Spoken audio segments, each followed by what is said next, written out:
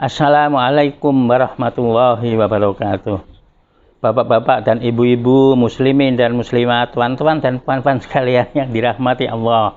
Alhamdulillah kita ketemu sekali lagi dan sambungan daripada ceramah yang pertama mengenai harapan orang tua terhadap anak.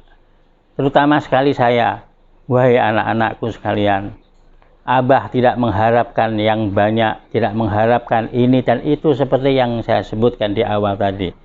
Tetapi yang Abah harapkan, yang tiap-tiap orang tua harapkan kepada anak-anaknya, terutama anak laki-laki, di saat nanti Abah sakaratil maut, nazak, nak wafat, roh nak keluar daripada jasad.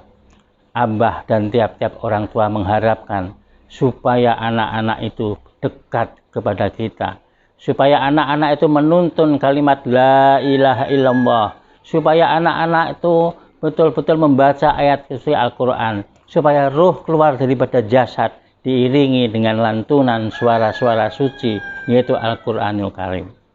Yang kedua adalah tiap-tiap orang tua termasuk Abah mengharapkan kepada anak-anak sekalian, supaya nanti anak-anak sekalian yang dapat memandikan jenazah.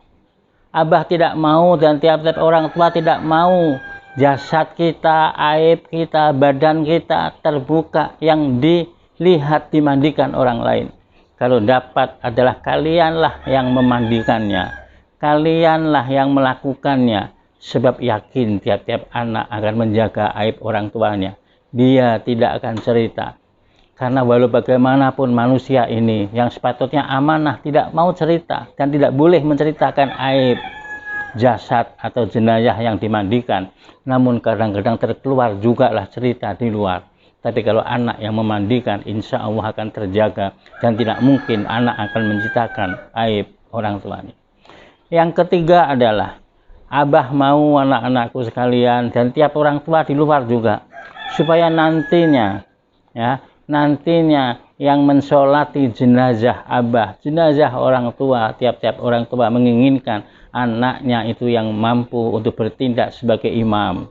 Karena dengan begitu akan lebih khusyuk, akan lebih terasa jenazah ini adalah jenazah bapaknya. Dan inilah akhir sekali ketika dimasukkan ke liang lahat atau liang kubur, kita mau anak-anak kita lah yang mengusung jenazah kita sampai ke dalam kubur, yang kemudian doalah. Ini yang kita harapkan, memimpin mereka anak-anak itu mampu memimpin talqin, kemudian doa, kemudian tahlil, dan apapun amalan-amalan yang baik untuk kedua orang tuanya yang telah dimasukkan dalam kubur nanti. Anak-anakku sekalian dan juga wahai orang-orang tua sekalian, saya percaya kita memiliki harapan yang sama. Anak-anak sekalian kita harapkan mampu membayar setelah ratusan kali kita memandikan mereka.